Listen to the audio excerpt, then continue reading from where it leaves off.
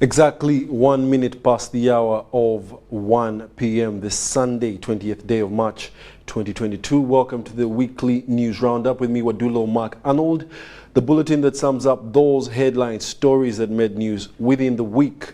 To start off, President Yoweri Kaguta Museveni this week said that Uganda is investing in the pathogenic economy and is building on its experience in manufacturing AIDS drugs for the last 10 years through the quality chemicals industry. The president was addressing a team of 9 African Union members on a verification mission of countries bidding to host the African Medicine Agency headquarters at a meeting held at State House in Entebbe. The African Union assessment team was led by Professor Agri John Douglas Ambali from the AU Development Agency. More on this story.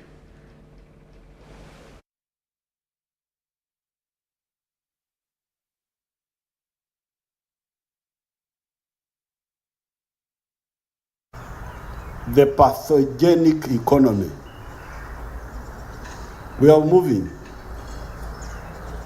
So the issue is whether Africa wants to join us or we continue alone.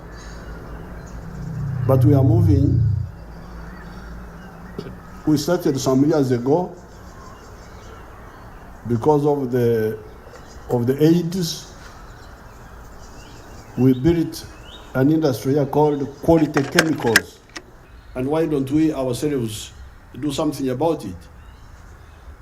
Of course, there were other issues also, the issue of distance, the issue of pricing, because you know when these medicines and vaccines are made outside Africa, the cost of labor there is very high. So that I'm sure influences the cost of the medicine eventually. But then the government departments, like what we call the Uganda Virus Institute, this started long ago, dealing with Ebola. Ebola started here in those early years, and then dealing with the Marburg fever, then dealing with all those epidemics. Now, when this corona came, I asked them whether they could make the vaccine against corona, and they said they could. And they started. To make a vaccine, you need 9 steps. Making a vaccine, not what these Europeans are making you do, repacking other people's vaccines. No. We don't want to finish and pack other people's vaccines. We are making ours.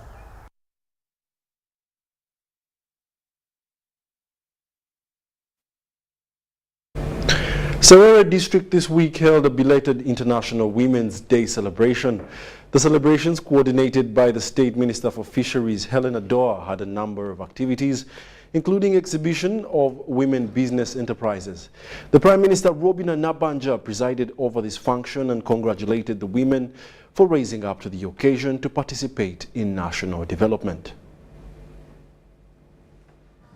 The belated International Women's Day festivities were held at Odungura Primary School in Olio Sub-County, Serere District. The Prime Minister Robina Nabanja was received by the State Minister for Fisheries, Helen Adoa, accompanied by a cross-section of Serere District local leaders. The Prime Minister was taken on a guided tour of the exhibition stalls, where she expressed satisfaction about the women's determination to get out of poverty.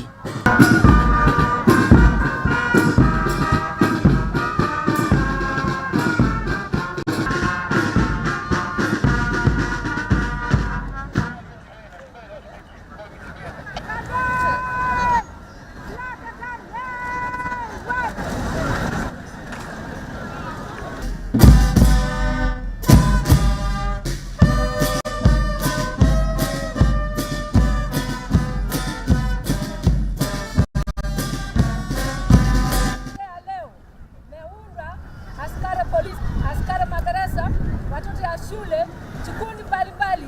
Naomba kuendelea na gwaride Kenya. Heshima.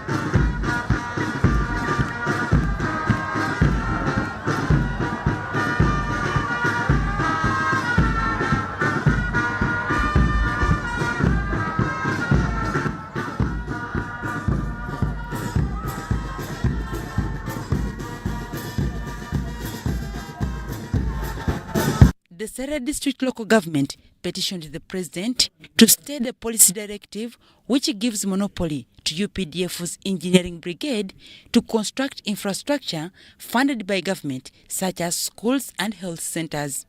They requested that this directive allowing the Army Engineering Brigade to take over construction tenders be implemented in the next financial year. Right Honorable Prime Minister, in our health center 4, the contractor went ahead and de-roofed a maternity ward. But we are not getting a nod from the Attorney General. The Prime Minister took note of the concerns raised. She said the President had stayed implementation of his directive until next financial year. The President looked and okayed you using these local contractors only for this financial year. Next financial year, we shall use Army Brigade when we are better prepared. The Prime Minister also continued to encourage the people, particularly women, to embrace the recently launched parish development model. I want to request the members of public in Serere to join enterprise groups so that you can benefit. Nabanja donated 20 million shillings to purchase cows for distribution to the respective counties in the district. The cows will specifically benefit women. The celebrations were attended by a cross-section of members of parliament from Teso sub-region and the island districts of Kalangala and Buvuma. Dorcas Kimono, UBC News. Now, government this week unveiled a detailed contingency plan for effective preparedness and response to the oil spill emergencies that could happen when the oil and gas sector takes off. Now, the plan is premised on the policy and regulatory framework for the oil industry, including the laws applicable in the upstream, midstream and downstream stages of the oil and gas sector activities. Uganda's oil and gas industry is taking shape after the recent signing of the final investment decision and the East African crude oil pipeline agreement. These developments have prompted government to come up with clear strategies aimed at ensuring the oil resource is harnessed safely and efficiently. The National Oil Spill Contingency Plan has been unveiled at an event officiated by the Prime Minister, Robina Nabanja. It establishes national preparedness and response system in case of an oil spill. This plan will only be relevant if it is widely disseminated and publicized to the population so that the public knows what to do in case they notice any signs of an oil spill. A comprehensive and coordinated preparedness and response is crucial for effective management of a possible oil spill disaster. We ensure that training is conducted with drills and stimulation exercises to support tier 2 response capability by lead agencies, including downstream operations. Our discovery of oil is not a curse, We've been able to benchmark and we've been able to make corrections from the mistakes that other countries have done. So for us, we are happy, we are moving slowly, but we shall arrive without casualties. We shall arrive and get our oil off the ground. Uganda's oil and gas activities are taking place in a pristine and fragile ecosystem, and thus the need for proactive measures to protect human health, environment, and investment assets. Some of the environmental vulnerabilities and their potential for exposure include soil-living organisms, water, marine life, plants, birds, and mammals. It is a scenario-based document that theorizes all possible scenarios.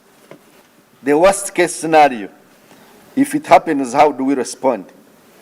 And it's contingent upon events and enlists contacts, resource lists, and strategies to assist in responding to a spill.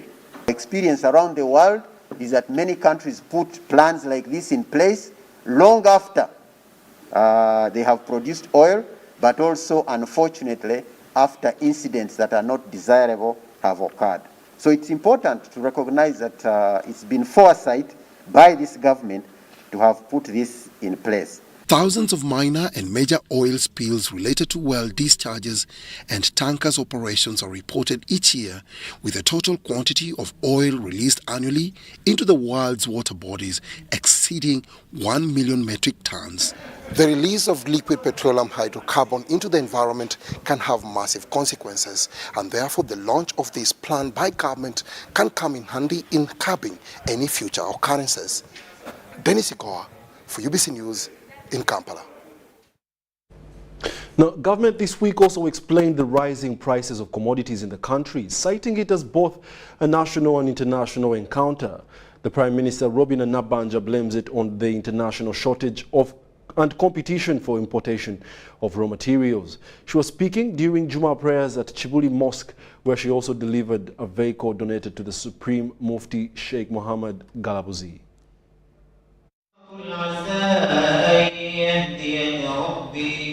Just like other Fridays before, the grounds of Kibuli Mosque in one of the suburbs of Kampala were set for the day's Juma prayers. Expected to join was the Prime Minister of the Republic of Uganda, Robin Anabanja, who was given a well-deserving welcome upon arrival.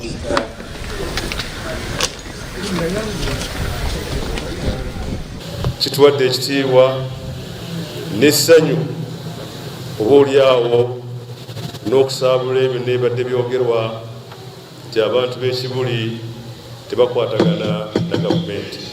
Assalamu alaikum. She was here not only for prayers, but also to deliver a fulfillment of an executive pledge to the Supreme Mufti of Uganda, Sheikh Mohammed Galabuzi. Bwetwali mukono ne bagamba entambula ya Supreme Mufti. Nange bwe nava eri kugandi munnaye President yantuma buli kaseera emulaba emmotoka nezitwalira babishopu ninkola bwenti kakati kangende mugambe ekisumuluzo nze nakyo motoka mpya kapata teriko nanaga tendatambulako yadde kilomita 3 kigambo kya Allah kitambuze eze kiwulire nga tolina nti kikira kikiti ate kakati kyabadde kijja motoka ate yafudde eno mpya. Nabanja, who is also the leader of government business in Parliament, seized the moment to explain the rising prices of commodities. Netu kimanyi nti engeri gye twakava mu COVID, ensi yonna yaggulawo lumu, emiwendo ne gipaaluuka ensi yonna. Obuto, sabuni. She attributed it to international shortage and competition for raw materials. Sabuni, raw materials tuzijja Indonesia, ne tuzijja China, companies zizijja Malaysia. Kakati ate companies zaffe wano bwe ziba zigula tezigula mu bungi nnyo nga kampuni ez'amawanga amalala. Kampuni zonna zaali zaggalawo olwa COVID. Kati ffenna ne tuggulawo lumu. Kati bali mu layini. Tukimanyi nti mu biseera myezi ng'ebiri oba esatu n'abaffe bajja kufuna raw materials. Ebintu ku katale bibeere bingi tusobole okudda mu nteeko. Upon successful handover of the Pajero motorsport vehicle to the Supreme Mufti, Nabanja paid a courtesy call to Prince Kasim Nakibinge. The President of the Republic of Uganda has been supporting the religious institutions, both Muslims, Catholics, and the other denominations, especially at the level of bishops. So the Super Supreme Mufti of Chibuli qualifies, and therefore I brought him transport so he can do his work. It is a visit that was described as timely. But we thank her and the entire government of Uganda for a good working relationship we have. We would like to ask the Right Honourable Prime Minister to use her influence and authority to cause the release of all those Ugandans who are incarcerated, all those who have no evidence against them should be released, and all those who have evidence against them should be produced in courts of law. At the end of the day, the Prime Minister's engagement with the Muslim community of Kibuli was evidently fruitful.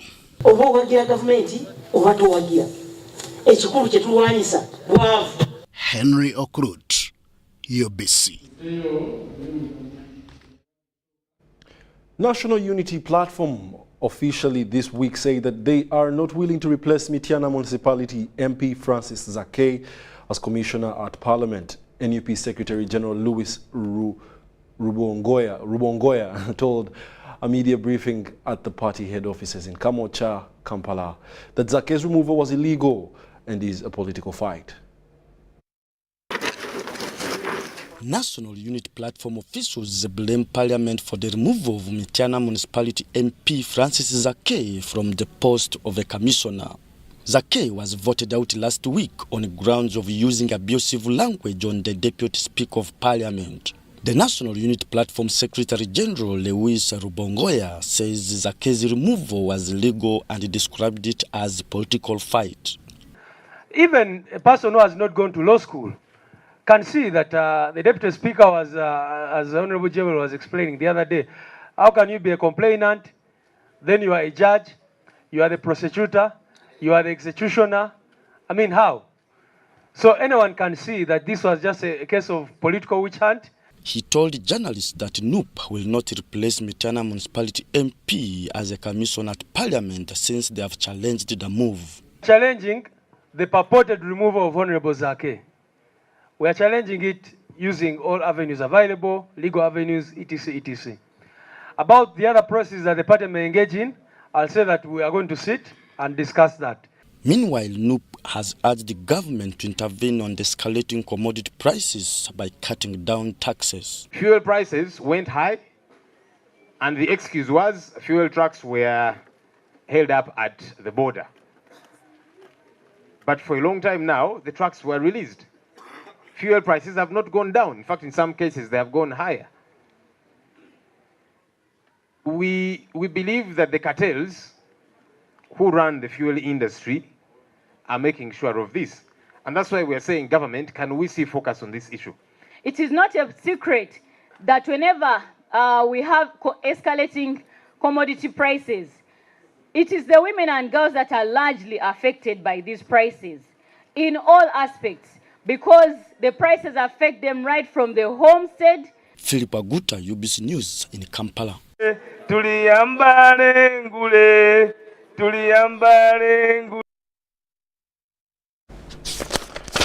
The Minister for ICT, Dr. Chris Badiomosi, this week clarified on the increasing cost of commodities in the country that it's a wild phenomenon occasioned by the effects of COVID-19 and the current war in Ukraine.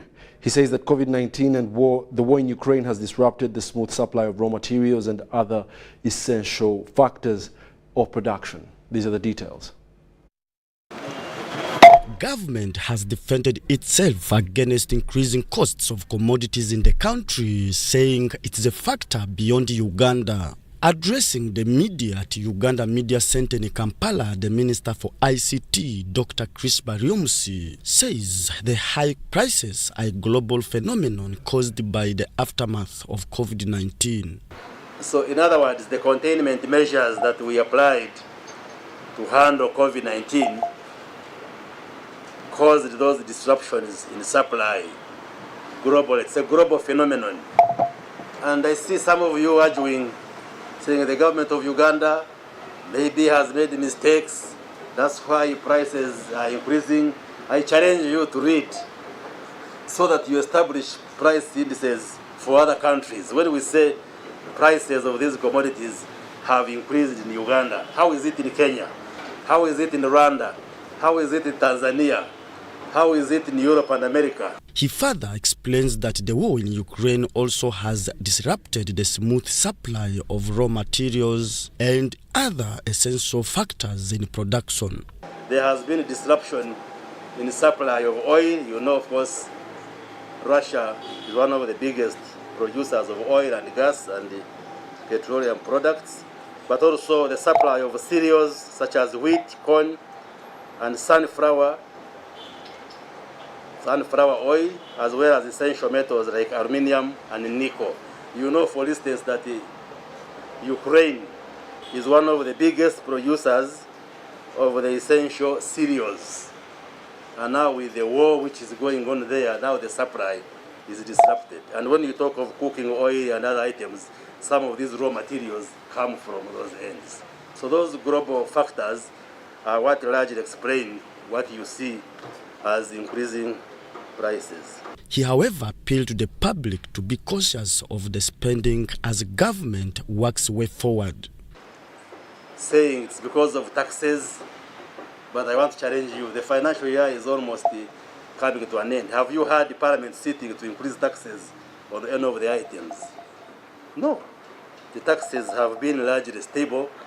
What had been approved last time as taxes is what we have maintained. So the explanation for these price changes are largely extrinsic, are largely external and not internal factors. And we observe that these are temporary and therefore would want to comfort Ugandans, not panic. Baryomusi, who was at Uganda Media Center to communicate cabinet decisions, says cabinet decided to establish industrial parks in every sub-region of the country as a means to create jobs. We would like to create jobs and ensure that our young people, our graduates and the young population in this country can get employed. Philip Aguta, UBC News in Kampala. The Nabagereka of Buganda Sylvian agenda this week advised people to respect and protect environment to avoid climate change. Nabagereka was attending Buganda Women's Day celebrations held at Bulange Mengo under the theme Women and Environment. These are the details. On 18th March every year, Buganda government celebrates Women's Day with women exhibiting different products. The Nabagereka of Buganda was the chief guest at the event and warned those destroying nature a situation that might lead to global warming. Mu butonde bw'ensi mwe tujja emmere, eddagala, omukka gwe tussa n'ebirala bingi nnyo. N'olwekyo twongere okukuuma emiti egyo egikyaliwo ate nga bwe tusimba n'emirala mingi. The Queen also appealed to women to lead the way in defending and protecting the environment. Twongere okufumiitiza tugambe ki kyenkozeewo. Bw'obanga tolina ky'okozeewo kaakano, kye kiseera okutandika okukuuma obutonde bw'ensi ng'ate gwe wennyini weenyigiramu ng'ate otandikira mu makaago. State Minister for ICT Joyce Nabosa Sebugwawo says she has to donate a tree for every event she attends for environmental conservation. Singa tukola bwe tutyo ffenna nti buli muntu aba afudde mu kifo ky'okugula ebimuli ebijja okuwotoka mu nnaku bbiri bife tutwala miti ne tumusimbira emiti egyo ng'okumujjukira egy'ebibala kyandibadde kituyamba okufuna ebibala tufuna ebintu abaana bye bayinza okulya okukula obulungi ate twongera okuprotectinga obutonde bw'ensi. The first Deputy Katikkiro of Buganda, Professor Twaha Kawase, criticized people who destroy forests in the process of constructing houses and factories. Wakati wa amasomero ago gombi wabangawo ekibira nga tukyo kiyitamu nga mulimu omugga mutunona amazzi batufumbira obuugi maama nkuloopera nti wenjogerera kati mulimu ebikata bya lumonde ewabanga omugga n'ekibira.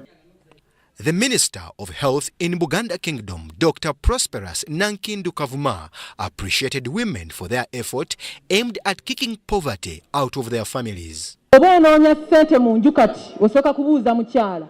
Some of the women that exhibited advised their colleagues to hustle. Mwefeeyo nnyo okulaba nga mwetanira ebibiina bannange ebintu birungi nnyo bwe mubeera mu bibiina muyiga. Buganda Women's Day was celebrated under the theme Women and Environment. Brian Tumwine Byaruhanga, Andrew Sebira, UBC News. The Defence and Internal Affairs Committee of Parliament is set to conduct a ground assessment of the security situation in Karamoja sub-region and the surrounding areas. This comes in the wake of increasing cases of cattle rustling that have put Teso, Karamoja and other surrounding areas on tension. The Defence Committee Chairperson Rosemary Nyachikongoro wants more security boosted in the affected areas to address this challenge of cattle theft. This is an amateur video taken from Orungo, the border between Amudat and Katakwit districts of Karamoja and Teso sub-regions. The UPDF officers are pleading they only allow this truck carrying their food. Apparently, Teso from Katakwi had blocked the road on Tuesday morning, protesting the continuous raiding and stealing of their cattle. The fragile situation has been in the public sphere. It is becoming very unfortunate for the country. I have just heard now that Honorable Pichuan, our colleague from Karenga, that his kraal was raided last night, everything taken, the home torched, and even a brother killed. Members of Parliament representing areas in and around Karamoja are worried of what may become of the area's security. It will affect many areas. Like for instance, this Karamoja area neighbors Bogisu region, it neighbors Kapchorwa. So we get Pokot, who are both Kenya, Uganda. We get the Turkana, who are Kenyan, and those from Southern Sudan, even from Ethiopia, and the others, raiding on Karamoja because now they are armless. Now, what the Karamojons have done is to rearm. The Karamojong came in Paimola, Muru. They raided over 34 acres of cattle. They picked over 100 goats. They went with it, and the army is trying to move. To address this challenge, it will require long-term measures, as alluded to by Tororo North County Member of Parliament, Geoffrey Ekanya. The people of Karamoja needs compulsory free education from primary to university, including tertiary education. That then you will have a cluster, a population of the people of Karamoja who will now then become the change agent when they go back and invest in the community. It is because of such reasons that the Parliamentary Committee of Defence and Internal Affairs is set to assess the situation. We are not going to keep quiet. You know, parliamentarians don't miss words. So we want to go on the ground. Whoever is concerned, whether it is UPDF, whether it is police, whether it is internal security, and we will discuss everything as they are. Rosemary Nyakikongoro wants a boost in the security of the affected areas. The warriors are within the population. So it is very, very tricky, but it needs thorough understanding and thorough studying so that the solution is given to the people of Karamoja and also those that are affected by the spilling over of the insecurity in the area. The extent to which this will address the situation, only time will tell.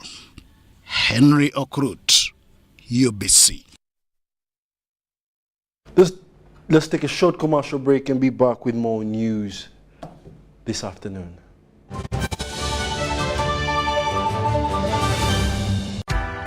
MBs are now bigger MBs only on MTN. When you load a daily bundle of 250 shillings, you no longer get 15 MBs, you get 30 MBs. For 500 shillings, you no longer get 40 MBs, you get 80 MBs. For 1,000 shillings, it's no longer 100 MBs, it's 180 MBs. Dial *150*10# or use the My MTN app to load bigger daily bundles only on MTN. MTN is regulated by the Uganda Communications Commission. This is how we play. Play with power. This is how we do it. How we put a team together. This is how we pass on greatness.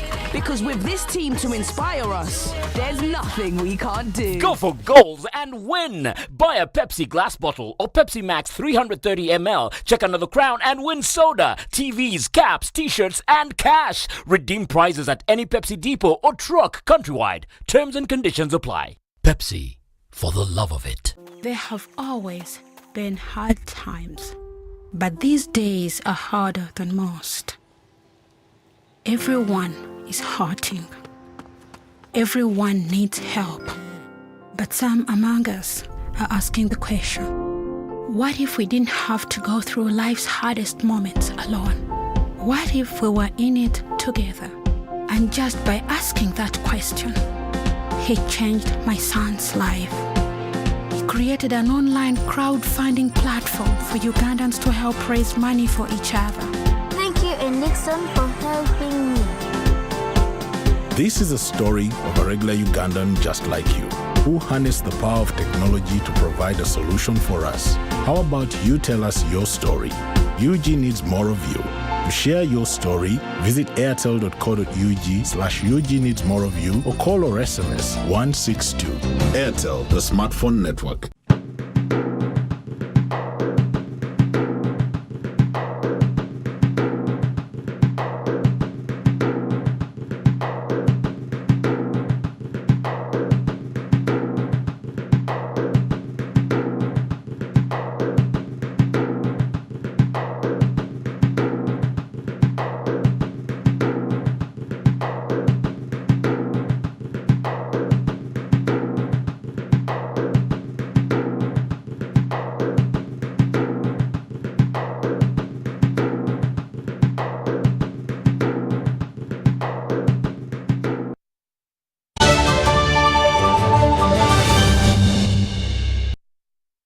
Welcome back. You're still watching the UBC Lunchtime Weekly News Roundup edition, the bulletin that brings you those headline stories from within the week. Now, to proceed, Makerere University is to reconstruct the iconic main building that was destroyed nearly 2 years ago.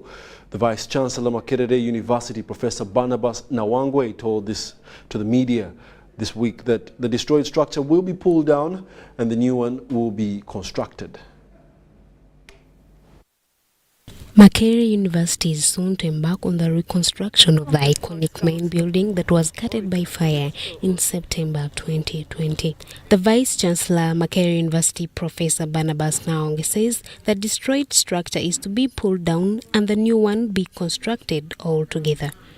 Professor Nawangwe says the restoration of the iconic building will be completed by October this year as they celebrate 100 years of existence. The reconstruction of the main building will cost 20.5 billion shillings. On Monday, we handed over the site to Excel Construction with instructions that the building must be restored exactly as it was before it was burnt. We have got the necessary drawings, but also they have the remains of the building which they can utilize to ensure that they restore the building exactly the way it was before the fire. Professor Nawangwe also says the building will host only offices of the Vice Chancellor, deputies and the University Secretary, while others will be relocated. All the other offices which were in that building, including the Finance Department, Human Resource, and the Public Relations Office, will be relocated to another building. They will probably remain here. There will be new facilities introduced, including more measures to mitigate fire outbreaks. We have new lifts. We shall have facilities for the disabled, more fire escape routes, and of course we'll ensure that the fire hydrants around are always functional and well known where they are and well marked, and train the people who are using the building. We'll be doing the fire drills. We'll have high-spec electrical and mechanical systems for fire detection and firefighting. Students share their view on the restoration of the Ivory Tower. It would be professional to have transparency in the reconstruction of the Ivory Tower, whereby the audit should be presented to the public. I'm very sure the registrars will be organized enough to now settle things. And the system, I'm sure people who had lost their papers that got banned there, I think when everything is restored, they will have at least where to base and get back to where they had lost their information from. UBC. Now, sad news just in. The Speaker of Parliament, Jacob Oulanyah, is dead, President Museveni has announced. Mr. Museveni in a tweet said on Sunday that he got news about Oulanyah's death at 10:30 a.m. Countrymen and countrywomen, it reads, "It is with a lot of sadness that I announce the death of the Right Honourable Jacob Oulanyah, the Speaker of Parliament. I got information of this sad news at 10:30 a.m. East African time from people that have been with him and the doctor that was caring for him in the intensive care unit. He was a good cadre. I delayed the announcement so that his children would be informed fast," Mr. Museveni said in a tweet. Oulanyah travelled out of the country for treatment on February 4th. The reports claiming that the Uganda Airlines bus A330-800 Neo with registration code 5X Neo was used to fly him to Seattle, Washington in the United States. The Omoro County MP was elected Speaker of Parliament on May 24th, 2021 after defeating the former Speaker Rebecca Alitwala Kadaga. He served as Deputy Speaker of Parliament from May 2011 until May 2021.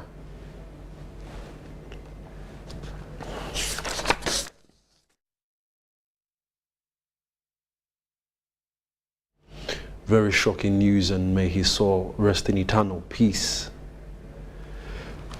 Moving on, the government is to sign a memorandum of understanding with Kenya and South Sudan to control the flow of ammunition into Karamoja. This comes after many people and arrested armed warriors claim to have got the guns from Toposa in South Sudan, Pokot and Turkana of Kenya at the cost of between 5 and 8 animals. The Minister of Defense, Vincent Bamulanga Chisempija, said this while at a Karamoja regional meeting in Moroto municipality. This was during the first day of Karamoja Regional Council meeting, where the councillors from the 9 districts and 2 municipalities of Kotida and Moroto in Karamoja sub-region sat to discuss issues on how to restore peace in the area. The porous borders of Kenya and South Sudan was pointed out as a source of ammunition in the region. As long as my division commander and as commander and all the security personnel here, the guns will continue coming to Karamoja. That's what I can assure you. The Minister for Defense, Vincent Bamulanga Chisempija, said government is to sign an agreement with its counterparts in Kenya and South Sudan in a month's time. The heads of state, Kenya and Uganda, have agreed, and they have assigned the Minister of Defense for Uganda and the Minister of Defense for Kenya to come up with a renewed cooperation agreement. The agenda is stopping cattle, rustling on both sides of our countries. State Minister for Works Musa Echweru explained that government plans to open security roads to facilitate easy movement. Are going to be released to Uganda National Road Fund in the next few days. Uganda National Road Fund will release some money to UNRWA for doing major interventions that the districts cannot do. Then the districts will also receive some money on what we call force account to enable them to do some of the roads. Then Water challenge was top on the agenda as the cause of insecurity in the area, but Minister for Works promised to put up a mega dam in Kotido and Lopel, which will act as a regional mouth water supply. Alone in Nakipedumuru for Kotido. This will have a capacity of 3 million cubic meters. This is the biggest so far, the targeted. It will be larger than all the dams we've had before here. Nakayon, this is in Tapach, Moroto, this will be 2.6 million cubic meters or 2.6 billion litre multi-purpose dam in Napak district. And this is going to be like a regional, sub-regional multi-purpose system because the intention is to provide water for various uses. The issue of unrecovered animals and poor code of conduct by some security operatives, the Chief of Defence Forces, is to institute a team to investigate the matter. Being accusations, and we have had, even last time I was here, the technical team, not even councillors, but the technical officers mentioned that some of the cows recovered are not given back in the same numbers. We got this. The CDF has been instructed to get a team to investigate this. The 3rd Division Commander Brigadier General Joseph Balikudembe elaborated on the releasing of criminals. Notably, one called Lapera, even they released that information before the President and before the First Lady, and somebody really was talking with confidence. And I requested that let's check, maybe he may have been released by the court, maybe has been something like that. But when I went back to cross-check, I found that Lapera was still in our cells, but somebody was intending to smear UPDF as release of suspects. So the Regional Council meeting attracted ministers, security operatives and local leaders. Deborah Namamonde, Maureen Yiga, UBC News. Now, government this week clarified to the public about the issue of allowing the use of mobile phones in schools, saying that it is not yet approved. The State Minister for Higher Education, John Chrysostom Muyingo, says that the ministry is still studying the use of phones in schools and will address this within the context of a larger framework of how to leverage ICT in facilitating learning in the education system. These are more of what he said. There have been debates in the Ministry of Education on whether government should allow the use of gadgets in schools. A study by the ministry shows that in schools where learners are allowed to carry phones are monitored 10 times a day. The State Minister for Education, John Muyingo, while addressing the media in Kampala, says this might not be controllable. These phones become destructive when they hinder our ability to concentrate on what we are supposed to do at a given time. So you can imagine what the situation might be for our younger people. Muyingo says the ministry is carrying out discussions on whether to approve this, and if it's approved, it will come out with a policy to benefit both parties. We know that ICT has come. We cannot run away from it. We just need to prepare ourselves. As soon as possible, we get this policy approved by our different system, we'll give the guidance that will be needed to absorb all this. On schools that had already adopted this teaching method, Muyingo has this to say. Expect them to follow the guidance I've given this afternoon. And I've all the trust that they will follow the guidelines. In another development, schools have been urged to avoid unnecessary visitations by parents due to the increase in flu cases. He says they should wait for further communication from the ministry concerning visitations. The Ministry of Health has assured our ministry that we should not be alarmed because this flu or cough is not due to COVID-19. With this expert advice from the Ministry of Health, as a ministry we shall make further consultations before we make a pronouncement on the way forward on visitation days. Lydia Chomkama, UBC News. The Inspectorate of Government this week ordered Chief Administrative Officer of Obongi to take disciplinary actions against the district DRDIP desk officer, Geoffrey Tako, and others over abuse of office. The public servants allegedly mishandled the procurement process to construct a general ward and staff house at Obongi Health Center for construction of the office block for production department of the district and staff house construction at Ali Babito Primary School.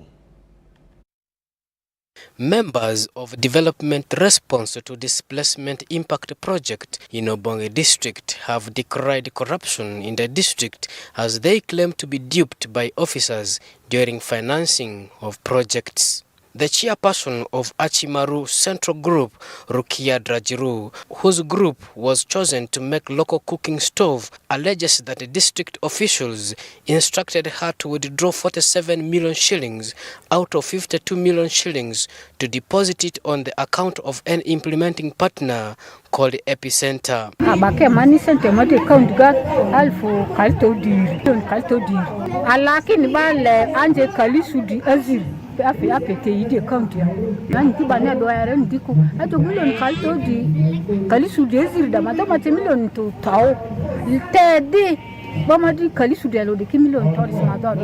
In Itula sub-county, a project for solar lighting under environment component in Dongo Market was rejected by committee members of the project after they were demanded to withdraw 49 million and deposit it on the account of Epicenter. Out of the agreed 16 solar lighting systems, Epicenter wanted to install 5 that committee members rejected. Since that IPs came with the political leaders of the district, we were silenced. We didn't know what we can do. So we had no option. We deposited to their account and they take the money. The implementation of the services was very poor. So with the current project that we have got, especially me as the CPMC chairperson of the project of Doctor's House, I am worried. While Alumanoa from Aliba sub-county says the Dr. D project in Obongi has been commercialized as they are demanded to pay money for account opening. Dr. Dipo had become right now a commercialized project. Wherever you go, someone may ask you for money. If you don't pay for money, you don't succeed for that project. The resident district commissioner of Obongi, Gorego Fin, and the district vice chairperson, Paul Drami, attributed the irregularities in implementation of the environment component of Dr. D project to guidelines set by Office of the Prime Minister, where implementing partners were selected from Kampala. The OPM from Kampala wrote to the district demanding money to be paid to organizations for purchase of these lamps. So at the end of the day, these people ended up bringing fake solars. That component was not handled very well by Office of the Prime Minister. Office of Prime Minister identified people whom, because of their change of policy, called the implementing partners. It is only Obongi district where we were able to discover this anomaly, because when we read through the guidelines, we found out that there were irregularities. Communities were asked to transfer 70% upfront before work is done. So I had to call all the project heads, CPMCs in Obongi, to understand all what is involved. And it is because of that meeting that I was able to generate a report to President's office.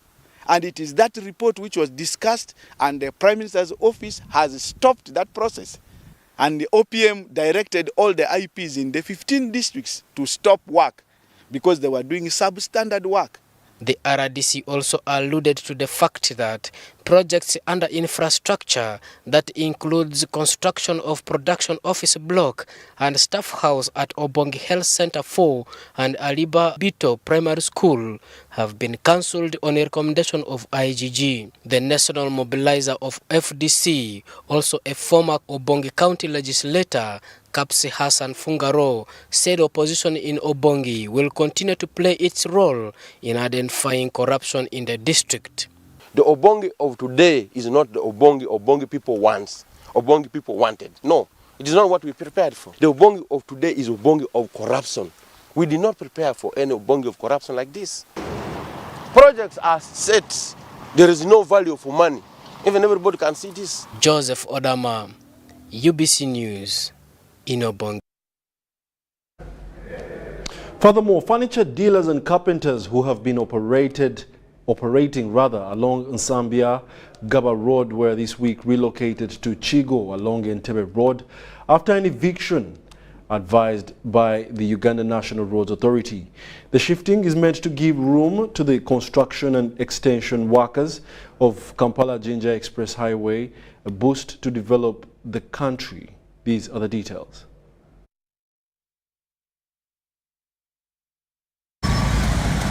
Uganda National Roads Authority recently asked the business community, especially carpenters and furniture dealers operating along Nsambia Road area, to relocate to Chigo. The carpenters and timber dealers vacated the Nsambia-based furniture center with the security assistance from Uganda Police.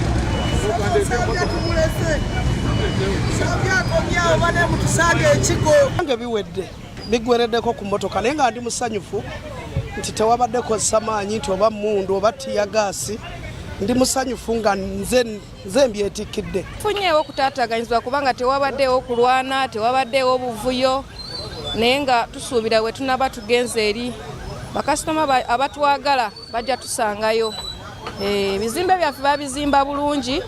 An official from State House, Major Emmanuel Kutesa, asked them to stay calm as those who cheated them are being investigated by the Anti-Corruption Unit. I want to thank His Excellency, the President of the Republic of Uganda, for arranging the good arrangement of shifting of people, of the carpenters from Nsambia to Chigo, where he constructed them a very good facility, which is going to accommodate all of them. Few things which are there, like the Saddam leadership.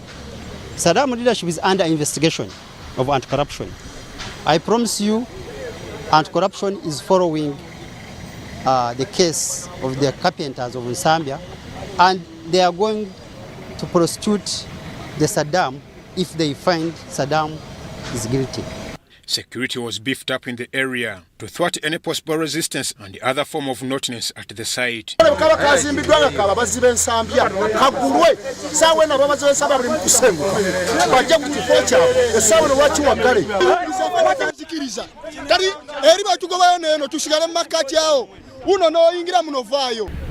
Bwe tunaamala okutuuka mu kifo kyaffe kino tujja kuba nga tulonda butereevu akakiiko akatutwala akaawamu, naye ekijjeeko abantu abangi enviiri ku mitwe kwe kusanga ate buno obuyinza bwono gwe nakyemalira gwe twagoba ate kubeera nga saawa ya kaakano abantu be bakoze eki be bali ku ground ate be batemaatema ebifo. Ivan Juko, Flower Semper, UBC News.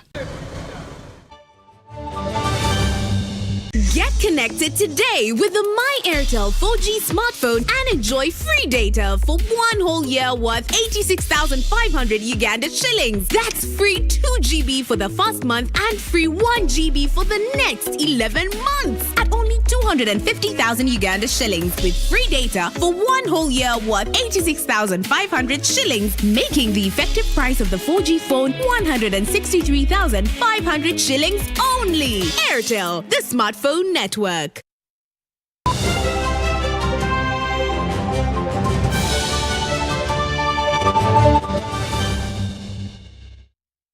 Now, Uganda is to benefit a 25-meter swimming pool in collaboration with the International Swimming Federation. This was this week confirmed by the International Swimming Federation President, Captain Hussein Al-Musalam, who concluded the 2-day visit. Let's take a look. Uganda Swimming Federation has held its 2022 annual general meeting at the MTN Arena in Lugogo. It was graced by National Council of Sports General Secretary Dr. Bernard Patrick Ogwella, who applauded the sport that all must embrace for its various advantages. It's part of a safety mechanism for any normal human being to know how to swim. For example, in case of any emergencies, in the lake, in the river, you will be able to survive. When you are traveling even by plane, in case of any emergency landing, the tactics, the techniques you learn in swimming is enough to guarantee you safety at a personal level. So definitely, besides the career development opportunities it offers as a sport, but we also want to join the rest of the world, because swimming, like any sport, is very well paying if it is now professional. But the career development opportunities that come with it is to our interest, to our children, to our youth in this country. Dr. Ogwella talked improved funding and also government commitment to increase the number of swimming pools. As I indicated, the Ministry of Education and Sports and our subsector has prioritized building swimming pools in all the regions of Uganda. So far, we note 500 million was allocated to Teso College Aloit for Eastern region, and the due processes for construction, I'm told, has been kicked off. Earlier before that, we joined people of Northern region in Igulu, Laibi College, where government supported what has already been initiated by the community. And there we have a 25-meter swimming pool. We're now looking at other regions. So what is this all about? Is to give confidence to the Ugandans that the sport of swimming is valued and government commits to encourage Ugandans to participate in it. He also tasked other federations to copy the governance guidelines at the Swimming Federation, where trouble is unheard. So we want to wish the rest of the other federations to emulate. In terms of governance perspective, they are holding their assemblies on the time, and when you go there, they are discussing matters of sports development, not conflict. Uganda Swimming Federation President Moses Mwase believes that the precedent set by the Federation will ride it to greater heights, especially delivery of the strategic plan. The important thing in today's meeting is that we have had a new strategic plan approved for the Uganda Swimming Federation. Because of the issues of COVID, that plan starts running from 2021, but some activities have already been implemented and will continue. For me, the biggest is the fact that the strategy, the new strategy for 2021-2025 has been approved. Key highlights of this strategic plan are center on the bigger International Swimming Federation ambition of swim for all, swim for life. John Barnes, Sentamo, reporting.